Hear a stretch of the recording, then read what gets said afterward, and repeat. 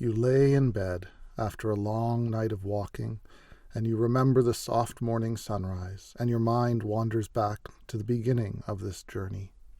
The day was beautiful, and the lands new to you, and it seemed you walked forever, and you fall asleep slowly as the memories roll through your mind.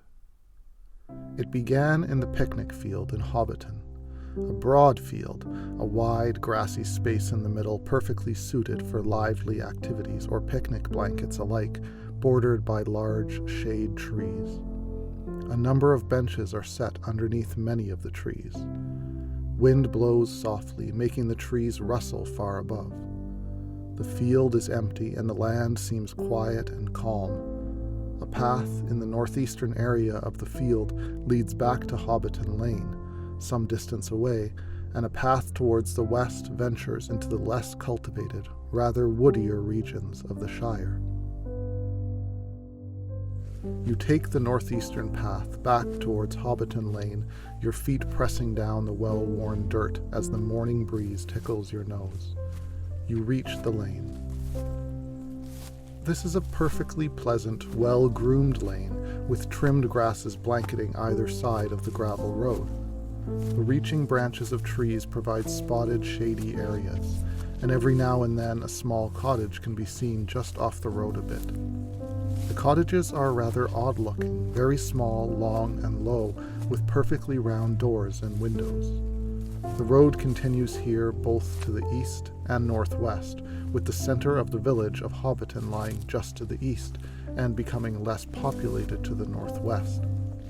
Plump hobbit gardener looks up as you pass and smiles. You smile back and continue on your way towards the village.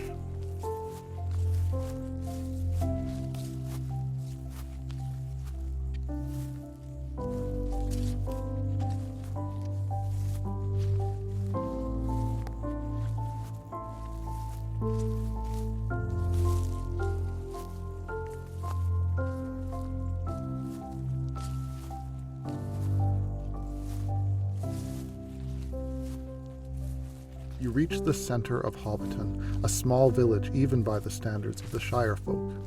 Smeals burrowed into the earth and cottages are clustered along the road, and all share certain peculiarities of Hobbit architecture. They are low, one-story dwellings with round doors, mostly green, and equally round windows. The largest structure is a pleasant guest cottage, just off the road to the south. A narrow river, the Water, meanders by just north of here, winding its way eastwards. A cobblestoned path to the adjacent village of Bywater leads east. North Hill Lane stretches northwards, and Hobbiton Lane continues to the west. Hobbits are sitting by their front doors, and you can smell the aroma of cooking coming from the guest house.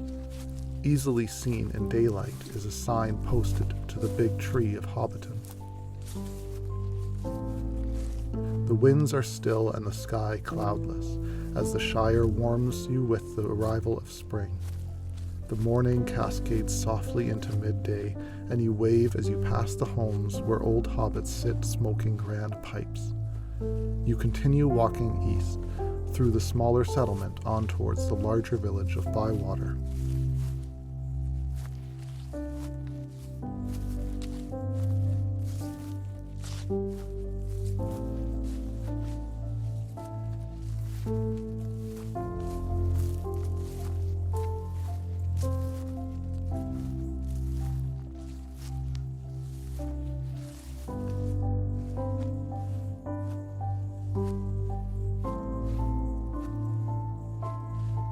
Bywater, you take a brief rest, finding a chair to sit on outside the Green Dragon while you order lunch. Hobbits from all over, and a great many travelers passing through the Shire along the Great Road as well, flock to this charming little township for shelter, fine brew, idle talk, and general merrymaking. All of this takes place at the Green Dragon Inn, or its longtime competitor, the Ivy Bush, across the street. Some say Bywater is the last place in the West to get a decent beer before reaching the sea, and certainly it's the place to find out the very latest rumors in the Shire and beyond. To the north is the Bywater Pool, which is merely a wide section of the small river, the Water. An ostler stands in the middle of the street, ready to move horses into the stable if they are left here too long. Even though it's daytime, you can hear the sounds of merriment and good fellowship coming from the Green Dragon as you sip your beer and prepare for the road ahead. Finally, your stomach full and your face warmed by the sun, you continue east on the Great East Road. The road is long and there is much to see. You come to a place where the road is fair and wide, stretching long across the land to the east and west. High grass swings in the breeze on gentle hills which roll across the countryside on either side of the road, and every now and then a magnificent tree, ages and ages old, digs its gnarled roots into the earth beside the road, and its reaching branches tower overhead. The Bywater Road branches off to the northwest, toward even fairer country, it seems. In that direction the road is narrower, lined with well-trimmed hedges and paved with smooth cobblestones. Your feet are tired, but your body feels strong, and the more you walk, the more you are convinced that you could walk this road forever. At times it feels like a dream of a place that never existed, but then you stub your toe and remember that you are on a very real road in the very real Shire. You reach the 3 Farthing Stone. Through scattered trees along the road on the north side, you can see the water in the distance, flowing slowly by. A narrow trail joins the great road at this spot, cutting through tall grassy meadows covering all the land south of the road. Far off in the distance, south of the fair meadows, there looms a great mass of many tall hills covered with dense trees, the Green Hill Country. Just south of the road is a 3-sided stone obelisk with the runes for north, west, and south carved on it. This spot is the common boundary of these farthings or shire districts. This spot is as near to the center of the shire as makes no difference. You sit for a moment, watching the shadows move, and enjoy the emptiness of the road and your own company. After a brief nap in the warm sunlight, you stand up again and continue on eastwards.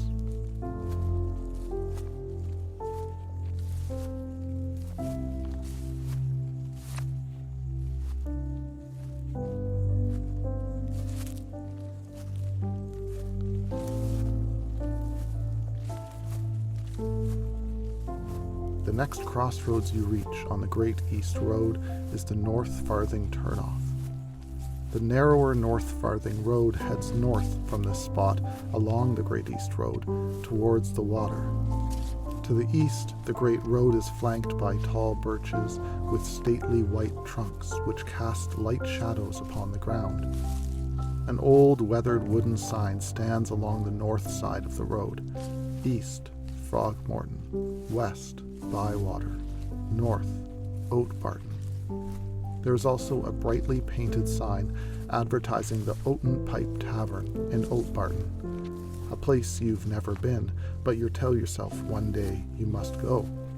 You've heard great stories of the place and its meat pie. Today, though, you are going through Frogmorton, and that's where you'll rest for a while. Going east, you reach Frogmorton. The cozy little houses lie just off the road to the south, though the largest and most popular structure, an inn called the Floating Log, is on the other side of the road. There, many hobbits and travelers can usually be found drinking, gossiping, or chatting merrily.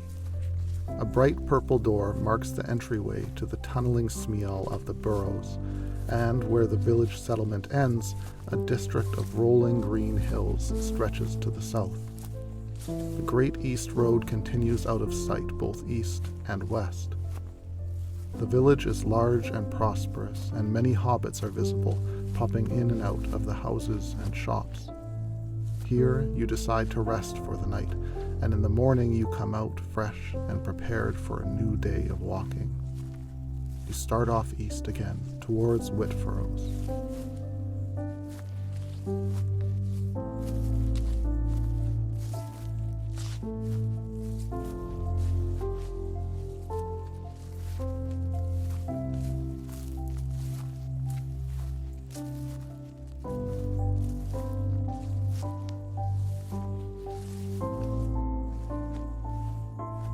The village of Whitfurrows is a very small one, with just a few scattered houses. The village's residents are mainly hobbits who farm the surrounding area and who settled here long ago from Frogmorton to shorten the long walk to and from work each day. Budge Road leads north towards the water, a small river which runs east and west. To the south, there's a fairly deep, woody valley known as the Yale, beyond which is a dense, hilly forest, often called the Green Hills. Westward, the Great Road is flanked with numerous birches, providing light shade on the way back to Frogmorton. Signs of growth and rebirth are ubiquitous, from the pale new leaves on the trees to the colorful pink and white flowers springing up. Hobbit farmers plow and plant in their fields, while their wives sweep their smeals for a good cleaning. Birds chirp merrily, and the breeze is fresh and clean. You can't remember feeling so glad to simply be alive. With only a road to walk and nothing else to concern you but a full belly and a good direction, you are free to watch the day pass and enjoy the presence of the trees and grass. You smile at the hobbits and they wave as you pass onwards and onwards to the east on the Great Road.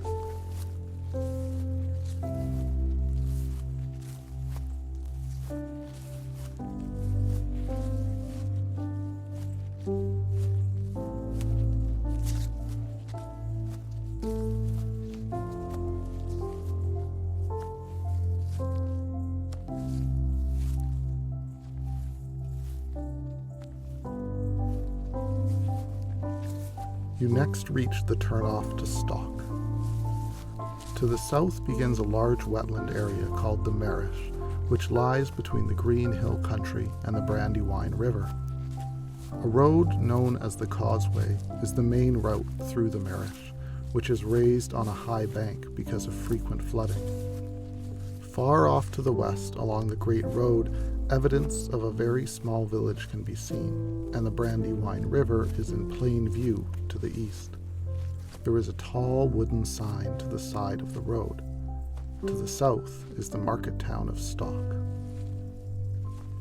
You keep walking and start to notice that the air changes slightly, becoming brisker as though a body of water is coming near. You know that the Brandywine is there, and you can feel its presence in the soil, the trees becoming visible in the distance. Looking to the east, the vast golden brown waters of the Brandywine River flow southward out of sight. The Brandywine Bridge, as it is known in the Shire, provides wide and solid passage over the great river to the lands beyond. Here is the easternmost spot of the Shire along the Great East Road. Across the bridge to the east looms the Old Forest. Before going over the bridge, you stop and look westwards, back over the Shire, the beautiful land populated solely by hobbits, which stretches out as far and wide as you can see in that direction. Then, turning back east, you step onto the bridge of Stonebows.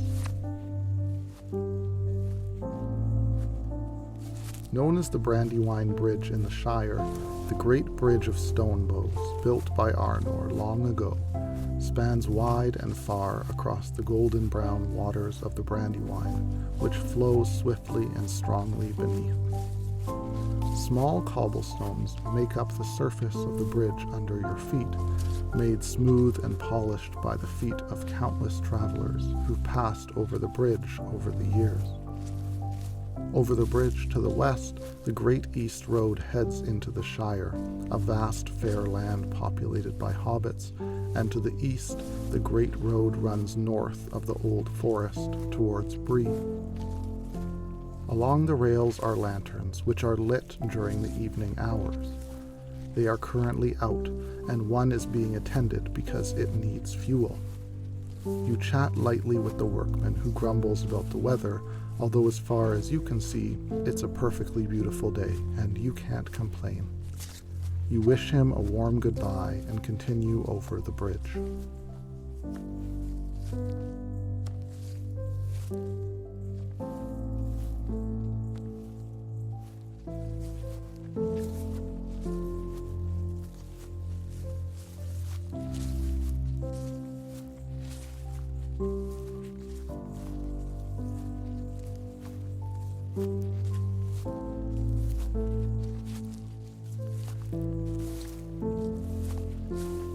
You have reached the steep eastern bank of the river Brandywine, which winds away into the distance to the north and south.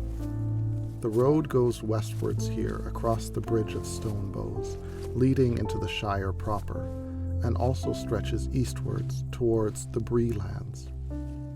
Starting at the very edge of the riverbank and running all along the south side of this section of road is a vast wall of thick, impenetrable hedge. This must be the High Hay, primarily defense against the denizens of the Old Forest, but also securing any entrance into Buckland from unwanted ruffians and scoundrels coming down the Great East Road. You have a sense that you're going into a new land, crossing a border that has been waiting for you. But the sun is still warm, and you have no fear of this place. You continue onwards.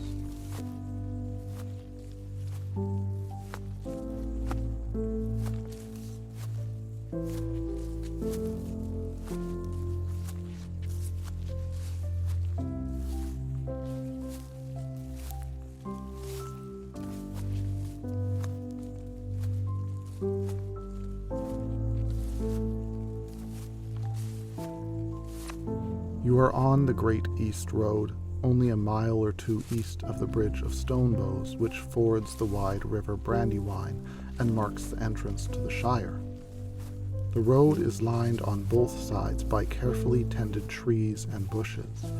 Along the southern side of the road, the hedgerow is particularly tall and thick, part of the High Hay, which protects the country behind from unwanted visitors.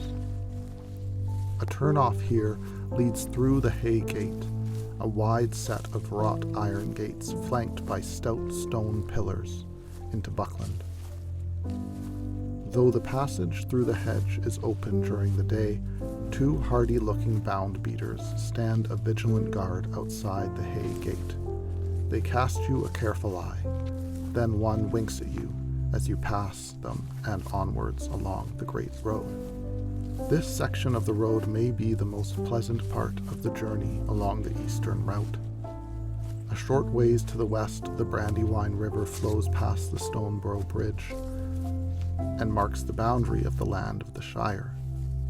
Along either side of the road, trees and shrubbery run in a well-groomed line as far as Bree, and beyond it to the south are the dark, lush fringes of the Old Forest.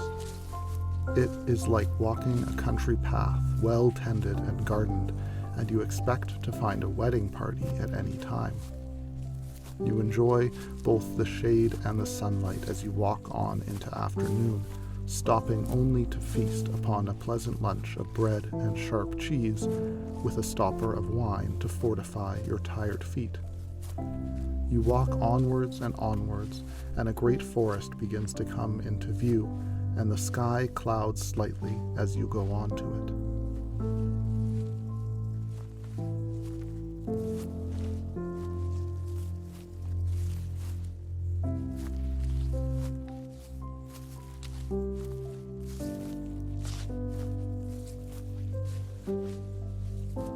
The road runs close here to the edge of the Old Forest, one of the most ancient stands of trees upon all of Middle-earth. Rumors, both good and bad, abound regarding this place, but ask any of the locals and they will tell you to stay out. Continuing west brings you closer to the land of the hobbits, while eastwards lies Bree and points beyond. The air here is filled with the stench of something rotten. Most likely a wild animal decided to die nearby, and judging by the overwhelming pungency of the odor, it died at least a few days back. You're repelled by this smell, and you hurry down the east road, keeping your eyes moving between the forest and the road ahead. You wonder what kinds of creatures live in such a dark, old place.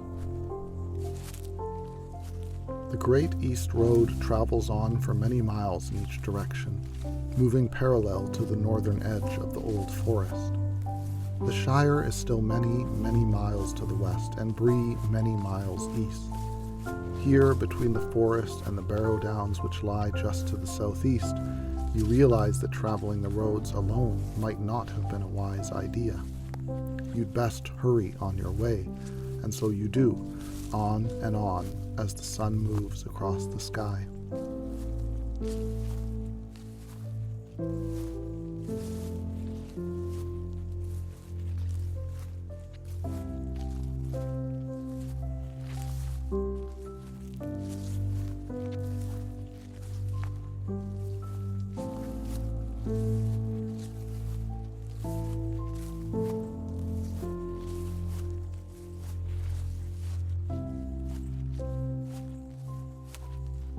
Walking along the East Road, you come to a portion that passes north of the mysterious, dark, and foreboding Barrow Downs. Stories abound about the strange things that have been witnessed here in the past. Stories of spirits and ghosts haunting the hills that lie to the south. Strangely, by day, they don't look so spooky. But you can still imagine, in the growing shadows, the curious things that could happen here. You consider going inside to explore, but think better of it and continue on towards Bree, eager to find a place to rest and a proper meal. As the land starts to bend with hills, you realize that you're not too far from Bree now. Looking east, you can see rising smoke from the chimneys in the community. You stand at the top of a rise among a jumble of foothills which scatter up from the southwest. There lie the Barrow Downs, and the comforts of Bree are much more attractive than going back to such an infamous and dangerous place. You remember coming from the west, where you started from the Shire, where things always seemed peaceful and easy. But that is not your direction, and so you continue on to the town of Bree, and reach its outskirts in short time. The town of Bree is clearly visible just up the road to the east now, a welcome sight indeed for the many journeymen who pass this way along both the Great East Road and the Greenway. People of every race and creed are equally welcome in this pleasant yet somewhat rugged place, and the residents will welcome you with open arms as long as you cause no trouble. And trouble is the last thing you want to cause. You wrap a cloak around you as a chill comes from the north, and you keep your feet moving towards Bree, reaching a great crossing.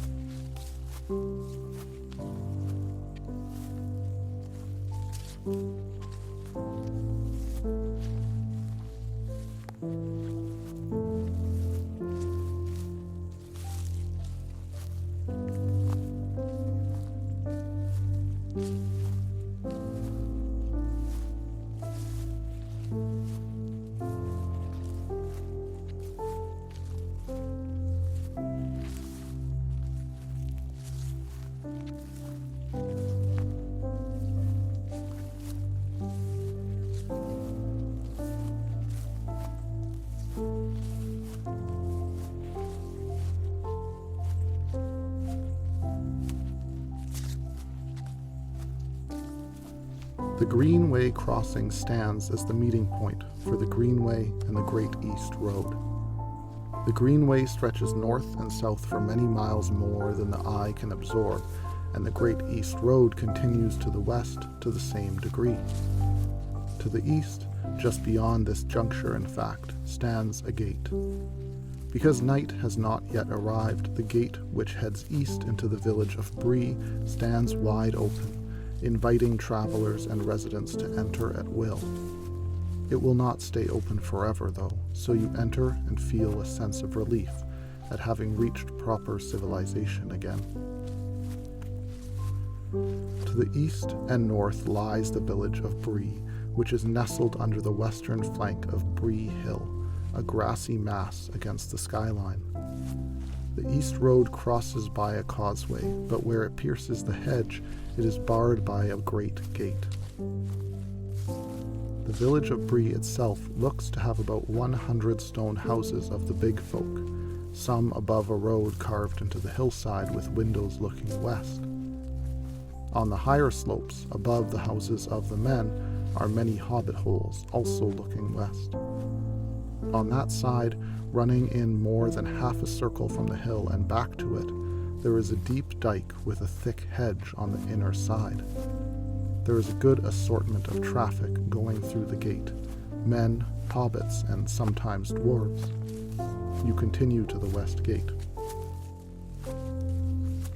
A large hedge fences Bree in to the west. Running to and from the hedge is the Great East Road. Set off on the north side of the road is a small lodge. Where the road meets the hedge, a great gate has been set. The gate is open, allowing travelers and residents alike to pass through the hedge with ease. To the east, Bree Hill looms large at hand. The Great East Road now passes through a narrow area of open grassland as it goes between the western gate and the rows of shops and houses that line the road to the east.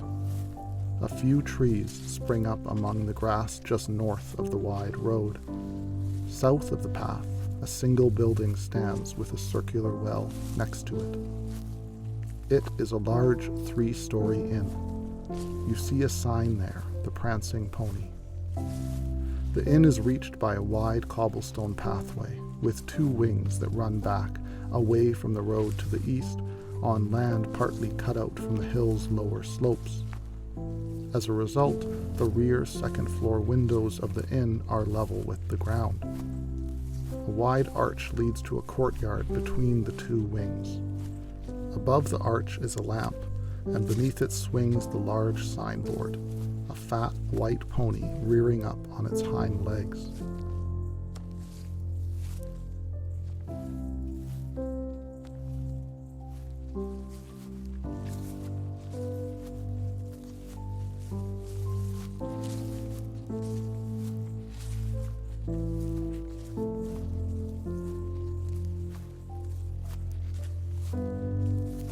The homey-looking 3-story inn stands at the junction of 2 roads, the Great East Road which winds west and the broad way which leads north. A wide dirt path stretches under the tall stone archway separating the 2 wings which tuck into the back of Bree Hill. A small set of steps is barely discernible towards the rear of the building on the north side, and while they appear to go into the building, this does not seem as if it were the main entrance. The usual assortment of traffic hugs the road, with hobbits and humans being the most common types seen, though an occasional dwarf is not too uncommon. You walk into the inn, and the warmth of the fires and the steady hum of conversation of all tones and manners greets your ears. There's laughter and friendship in this place, and good food and wine. Your feet are sore, and you sit gladly at a table, and a few of the locals look your way with a knowing glance. They're used to visitors here. 1 or 2 come over, and you talk of the long journey, and they share the latest gossip, and you feel like you belong in this world. And when the wine flows, you belong more than ever. At last, after a completely forgettable night of enjoyment and steady kindness, you retire to a small room, a small bed, and the sound of rain slowly begins to run against the windows and the roof, lulling you to sleep as you prepare for the next stage of your long, long journey.